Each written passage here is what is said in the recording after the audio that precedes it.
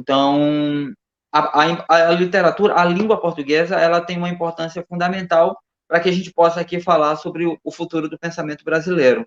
Então, o trabalho com a língua é básico, né? E até quando a gente fala de filosofias nacionais, sei lá, filosofia francesa, filosofia alemã, filosofia brasileira ou filosofia portuguesa, a gente tende a atrelar as línguas, né? A gente tende a pensar a filosofia francesa como uma filosofia que foi escrita em francês.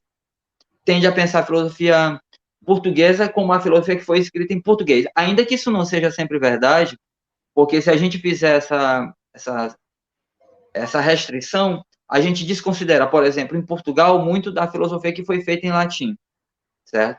Mas quando a gente pensa, geralmente a gente pensa nas línguas modernas, a gente pensa as filosofias nacionais atreladas às suas línguas. Então, para que haja filosofia brasileira, propriamente, é necessário língua portuguesa capacitada para expressão da filosofia. A gente aprendeu com o professor Olavo que uma filosofia pode ser expressa em vários estilos, né? Com várias, ela pode ser expressa em poesia, como em Heráclito ou em Nietzsche, né? Ela pode ser expressa em tratados, Em diálogos, né? em Com diálogo, como Platão. em Platão. Ela pode ser expressa num tratado, sei lá, como em Spinoza, né? Sob o modo axiomático.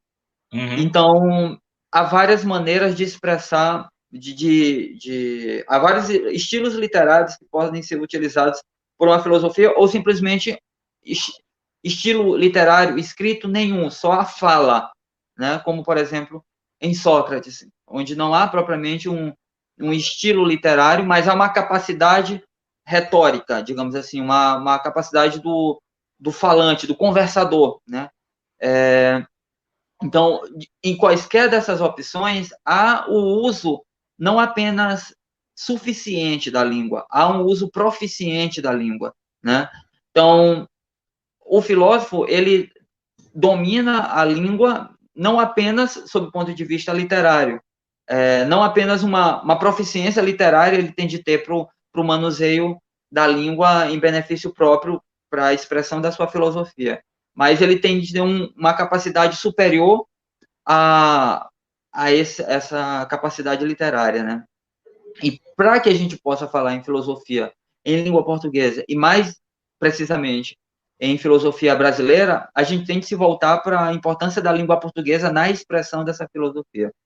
Ainda que você possa ter uma filosofia que você não consiga exprimir, mas quando a gente fala de história da filosofia, a gente só fala da filosofia que foi expressa. Então, quando a gente vê no Mário Ferreira dos Santos, que é o caso que eu estudei com mais cuidado, ou no caso do professor Olavo de Carvalho, que é o filósofo comum a nós dois e a muitos dos que vão nos ouvir, a gente vê uma proficiência absurda no uso da língua portuguesa.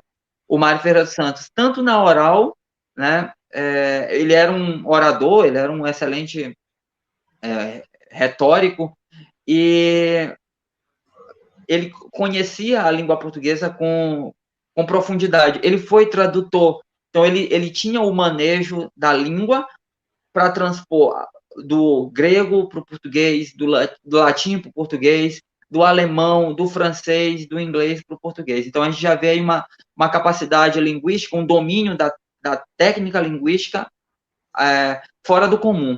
Além dele ter tido a convivência com grandes escritores gaúchos, como, por exemplo, Érico Veríssimo, né? Mário Quintana, foram pessoas com as quais o Mário Ferreira dos Santos teve contato no Rio Grande do Sul. E ele foi tradutor quando ele ainda estava no Rio Grande do Sul. Então, no trabalho que ele desenvolveu como tradutor, ele já demonstrou bastante proficiência na língua portuguesa, né? Para você traduzir Nietzsche, Nietzsche é um grande poeta. Pode gostar, pode não gostar do conteúdo da sua filosofia, pode concordar, pode não concordar, mas dizer que ele não sabe escrever ou ele não tem a cara de pau do grande escritor, né? Era um filólogo, né, cara? O cara entendia de linguagem pra caralho. E ele tem textos que chamam a sua atenção, né? Às vezes de um modo blasfemo, mas você não vai dizer que não teve a atenção chamada, né? Não vai dizer que não tem talento ali, né? Você não vai dizer isso, né? que ele não tem talento linguístico, muito pelo contrário, tem um talento linguístico fora do comum, né?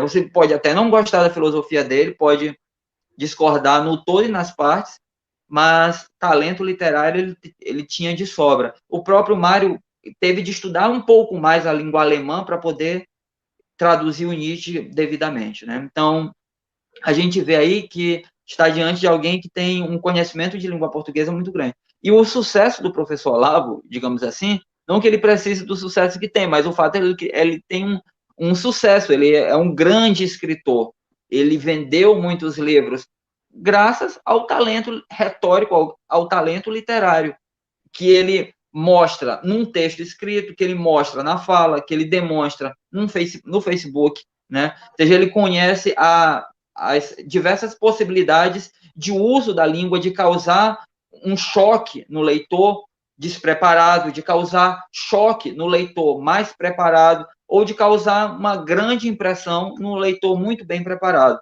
Tanto é que ele tem alunos que vão de, sei lá, José Oswaldo de Meira Pena, salvo engano, foi o primeiro a se assumir Olavete. Bom, um filósofo se assume Olavete, o embaixador José Oswaldo de Meira Pena, ou seja, ele atinge tanto uma pessoa que está no topo da cultura nacional, quanto pessoas que estão engatinhando no mundo da cultura. Micael Amorim da vida, né? Como Elvis Amsterdã da vida. Eu me impressionei com o professor Olavo quando eu tinha 18 anos. Eu me emprestaram o Imbecil Coletivo 2 e um amigo imprimiu do site do Olavo várias apostilas, e eu li aquelas apostilas, fiquei impressionado com a força daquele pensamento, mas na época eu não sabia, mas era uma força linguística que estava expressando a força daquele pensamento. Então, o professor, e olha que o professor nem escreve como poeta apenas, né? Ele escreve misturando as diversas camadas, as diversas possibilidades da língua portuguesa, sim, de modo que às vezes ele parece que está fazendo uma demonstração axiomática. Acho que isso a gente pode ver lá no Aristóteles Nova Perspectiva. Em outros momentos, ele está fazendo uma exposição um pouco mais poética, às vezes mais retórica, às vezes mais dialética, conforme... Outras mais jornalísticas, né? Outras mais jornalistas, conforme a necessidade. O Olavo, ele consegue transitar muito bem entre ambos as formas de linguagem, né? Ele consegue escrever em língua cultíssima e também consegue escrever na língua popular, na linguagem coloquial, né? Ele escreve de uma forma bem humorada, transitando entre uma forma e outra. E isso aí, ele acertou a mão no Imbecil Coletivo. Quando ele lançou o Imbecil Coletivo, eu falei, caralho, o que é isso, entendeu?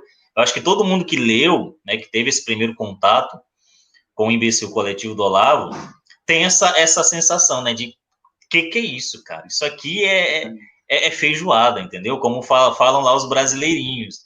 Você lê aquilo ali, você não consegue parar, cara. E, além disso, ele deu a fórmula pra gente. Ele disse, Aristóteles no programa do Alborguete. É o código ergo mussum. Ou seja, ele não apenas pensou o problema, porque aí tem de ter uma compreensão muito, muito precisa da cultura brasileira, do que causa impacto no brasileiro. De que o brasileiro é feito? Coisa que, por exemplo, não está no Mário Ferreira dos Santos. Ele não atinge o brasileiro de uma maneira tão certeira quanto o professor Olavo, por isso ele não tem muitos alunos, né? Ele não atingiu o núcleo do que é o brasileiro mesmo. Então, ele não tem muitos alunos, mas não é por isso que a gente não vai descascar a obra do Mário Ferreira de Santos, sim, ou então recontar a filosofia do Mário Ferreira de Santos com uma outra linguagem, com a outra expressão, porque ele já fez o que fez e cabe a nós o reconhecimento desse trabalho, como o próprio Olavo já nos indicou em tudo que ele escreveu e falou sobre o Mário Ferreira de Santos, e cabe a nós colocar o Mário Ferreira de Santos em outra linguagem. Eu estudo o Mário Ferreira de Santos há bastante tempo e eu tenho esse desejo de colocar em outra linguagem e tenho essa dificuldade, né? Porque eu não tenho a capacidade linguística exigida para o trabalho. Então, esse é um negócio que a gente vai aprimorando com o tempo. Espero eu, de fato, aprimorar e não ficar só no desejo. Então, é necessário uma capacidade linguística fora do comum. Na verdade, é necessário um outro filósofo. Essa é a verdade. Então, a filosofia do Mário Ferreira dos Santos só vai prosperar quando ela gerar outros filósofos.